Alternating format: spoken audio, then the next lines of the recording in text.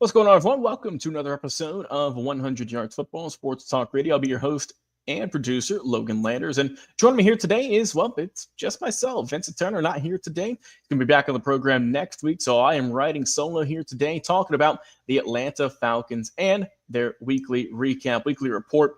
And, well, the Falcons are off in week 5. So what we're going to do today is just going to be doing a little bit of a flashback, looking back at their win against the Washington Commanders. Final score 34-27. And the next week on the program, since they're not playing, they were going to be doing a preview of their matchup against the Buffalo Bills at home. So going to do a little recap this week and talking about their win against the Falcons because there's no game to preview. They're off this week. So let's get into it. Once again, final score 34-27. The Falcons improve to 2-2 overall, get back to 500, and a honestly much needed win because we know that the prior week they had that embarrassing 30-0 shutout loss against the Carolina Panthers. Didn't help in general, but also didn't help that you lost against an NFC East or NFC South opponent rather.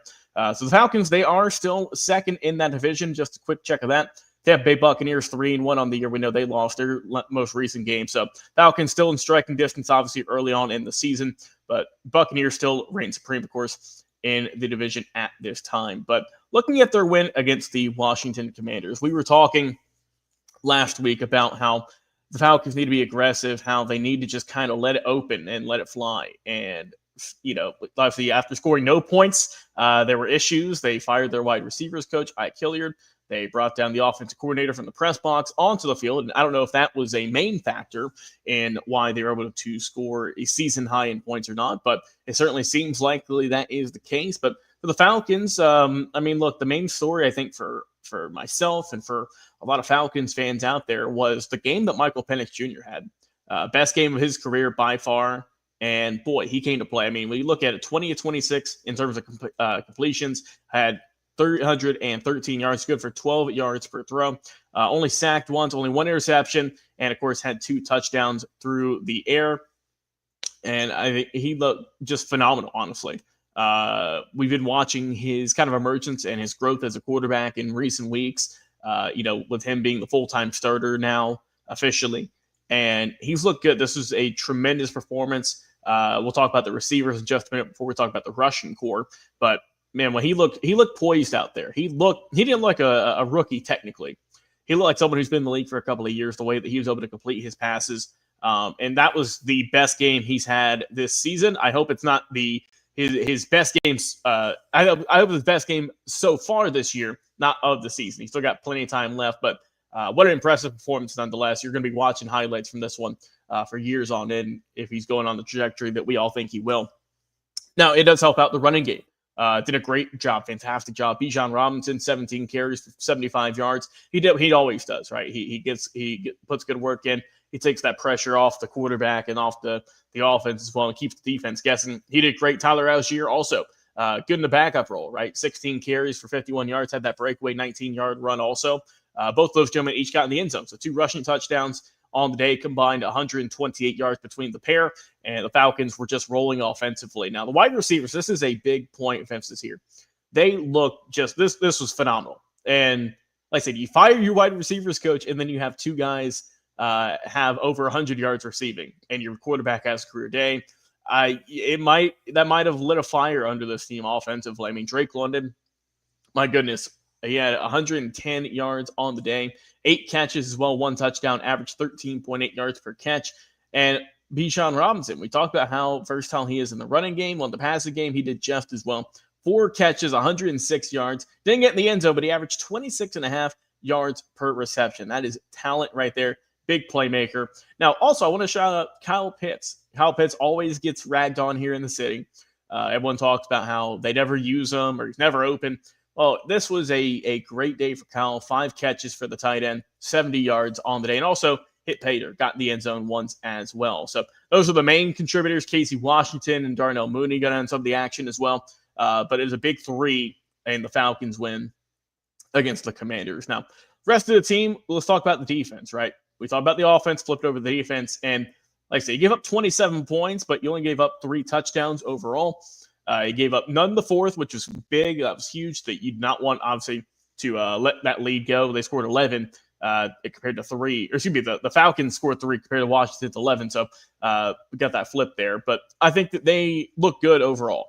When you look at this team, they got 2 sacks on the day, which that's still more than we had. Feels like most of the games last year. Had a couple of pass defended. He had 3 of those. You also had good work there with Xavier Watts. Got 1 interception on the day. But they were just looking solid all around, right? Obviously, you had Marcus Mariota as the quarterback. You know he's a good backup quarterback. He was here in Atlanta for a couple of years. So, you know, he's not a world beater. He's not Jaden Daniels, but they were able to control him pretty well. 16 passes for 27 yards and 156 yards, 2 touchdowns for him. Running game looked pretty solid as well. They did outrun the Falcons in terms of yards. They had 147 with a both Chris Rodriguez, Jacorsey, Croskett, Merritt, and Mariota, also the 3 kind of main guys involved there. So they did beat us in the running game, but ultimately the passing game was the main difference in this day. Now, looking at the Falcons as well, 3rd down efficiency, they were right at 50%, 6-12, not too shabby at all. You love to see that. They got 435 yards on offense, which I still couldn't believe. Looked tremendous there. Kept it pretty clean, had 5 penalties compared to 6 for Washington. You hope you never get any of those. But the real key here is time of possession, 34 minutes, 15 seconds compared to 25 minutes, 45 seconds for Washington. So, I mean, the Falcons they went out this past week. They knew they were on a mission. They had to accomplish something. They had to get back on track. They had to show everyone that, hey, the blowout loss to Carolina was a fluke. And they did just that against a Washington Commanders team who, look, they didn't have their quarterback, didn't have their top player, but still a win is a win nonetheless. You got to take it here if you're Atlanta, especially early on in the season, right? Well, it's supposed to be kind of a tougher game initially on the schedule. Became easier, obviously, with Daniels being out for this ball game. So that definitely helped, I think, in the end. But I think, too, with the Falcons, they have a tough matchup. They're off this week. They have a lot to prep for. And then, of course, they got the Buffalo Bills, who they are just rocking and rolling like we've expected to see all season long. It's going to be in Atlanta, so they do have that advantage. But I think it's still going to be a tough game nonetheless, and that's really going to be kind of the proving ground for me to kind of see where the Falcons are, 5-6 weeks into the season, is can you compete with the big boys? Can you compete with a team that a lot of people expect to be in the Super Bowl at the end of the year in February? We'll see how they do next week. Of course, we're going to have more in-depth previews next week here on the show as we talk more about that game. We get Vincent back. But here this week, just doing a quick Week 5 report, talking about their win over the Washington Commanders. Guys, want to hear your thoughts in the comments section in Facebook and YouTube, where we go live each and every week, of course. But also, we have our podcast on the Believe Podcast Network. Check us out on Spotify, Apple Podcast, or wherever you enjoy your shows. Let us know how you thought the Falcons did in their win over the Washington Commanders. Well, until next time, guys, hope you guys enjoy the rest of your week. Go watch some football, whether it be college or NFL. We got it locked here right on the channel. And until next time, we'll see you again on another episode of the Atlanta Falcons Weekly